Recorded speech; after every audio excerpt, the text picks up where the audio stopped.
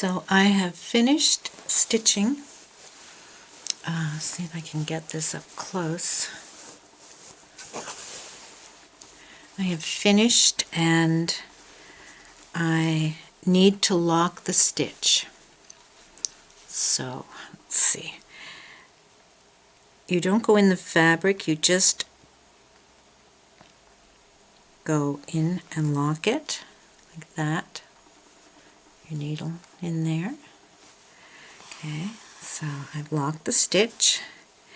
Now you should do a bit of a back stitch there, because the problem is when you're doing two pennies with the same thread, if you don't stay that stitch on the one penny, if your thread breaks, then it's very difficult. You'd have to take out a lot of thread to do that, and the two pennies would ravel. So I just do a little back stitch. Then I turn so it's facing me. I have it there, and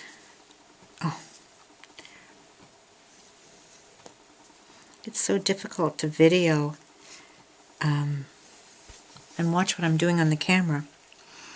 So now I just start blanket stitching the second penny, and I haven't threaded my needle. If you find the thread is too long and you are not used to it and you're constantly knotting it up or something, just do a single penny until you're used to blanket stitching more, and it's whatever your comfort level is, really. I don't like to stop and thread my needles. I usually thread about 6 needles at a time, and that does 12 pennies, and then it's time for me to take a break. Now again, to the edge of the penny,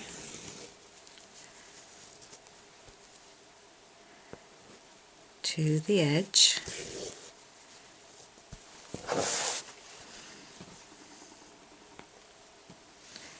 you keep going. Of course, everything knots up when you don't want it to. So I would keep going around and finish that, and I have one started here. Let's see if I can get it in the camera.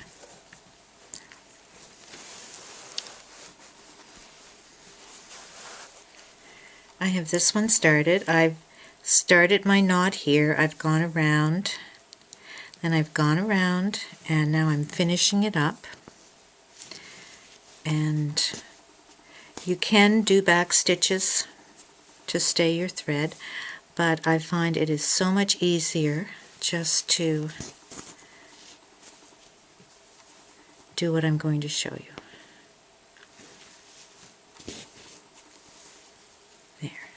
There, I have enough. Now, let's see. Can I get this? There. I put my thread through. Not through the cloth, just loop it under. There. Then I bring my thread down my needle. I'm coming down with it. I'm not going this way. I'm coming down just exactly where that stitch is, and I'm going to ease my needle through, not on the back, just in between the cloth and the wool. Bring it out somewhere. It's easier to do when it's down on something flat. So I bring it out. I do a knot, which will stay it. Then I bring my tail of the thread out, pull, press down on the scissors so the tail of the thread is hidden, and your other penny will go on top of that, and it's a very easy way to lock your stitch and stay your stitch so it doesn't unravel.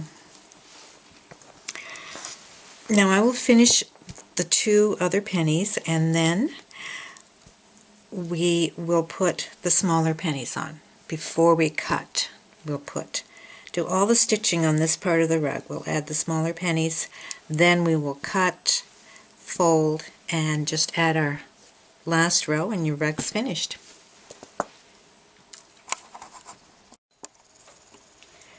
So I now have the larger pennies stitched. They're all blanket stitched. The next thing that we're going to do is put the smaller pennies on and stitch them. With Avery's Teardrop, we are going to put the cranberry pennies in the center. And I'll just do that now, and they are, again, different colors. So I'll just add them. And these will be pinned. I like to put a darker one in the center. Maybe I'll put this one in the center. There.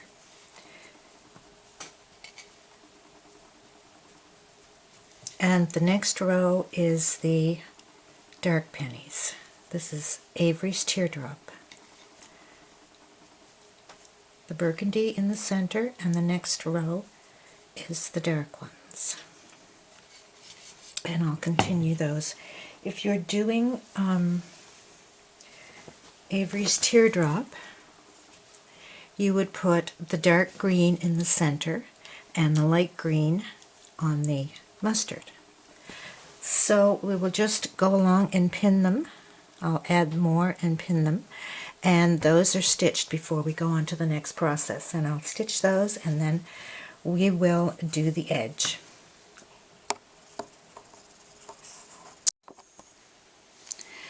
So I've stitched all the small pennies, and I did make an oops a few minutes ago. I referred to this as Avery's Teardrop. Everything that's shown as far as the stitching in the video is Avery's favorite, and I will show you Avery's Teardrop when we put the outside row of teardrops on. Up until this point, everything is exactly the same. All the pennies are stitched in this area on both rugs. I have this one stitched as well. So I wanted to show you how I stitch the small pennies. The pennies do have frays, and they're not perfectly round. That's fine. You can look at this one. It's a bit oval shaped, and they're scrunched up, and that's what I mean when I say scrunch. Your pennies are going to look not perfectly round. It's fine if they don't have their perfectly round shape. It just makes the rug look like an old rug. So I have half my thread that's in your kit. You pull a thread and you half it, and I have it here. This will do 3 pennies, so don't cut your thread after you take the half of your thread. Don't cut it again in 4 pieces. So I just make a stitch and pull the knot in there, and then I just go around. Doesn't matter if it's perfectly square. Don't worry about the frays, just use your needle and put them in. The frays are there to make the rug look old and the wool to look old. So I'm just going to go around. And try not to stitch through both layers. You're just stitching through your large penny when you do the top circles.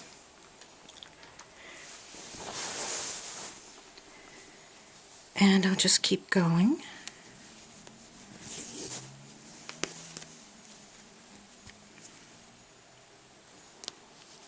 Make another stitch. And I'll use my needle to put the frays down.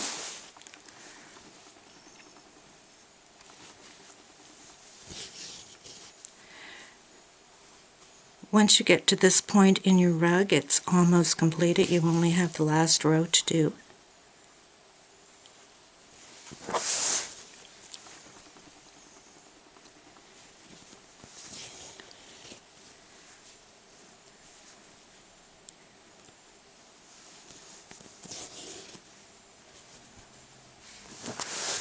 And really, you can do your blanket stitch however you're used to doing it. Just because I do it my way doesn't mean that you should do it that way.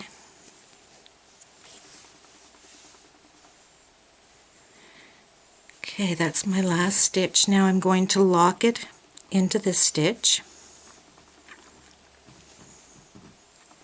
I'm going to lock it, and then I'm going to put my needle over close to the other stitch.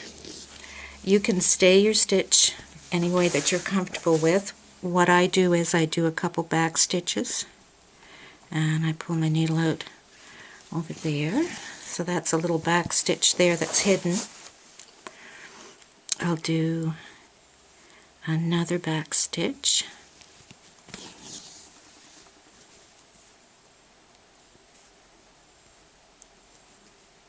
Just put those frays in. And then I put my needle in, catch the wool, bring it out to hide the tail. And then I pull my thread, press down on my scissors, and it's finished. The next step is to cut your base, and we will do that in the next video.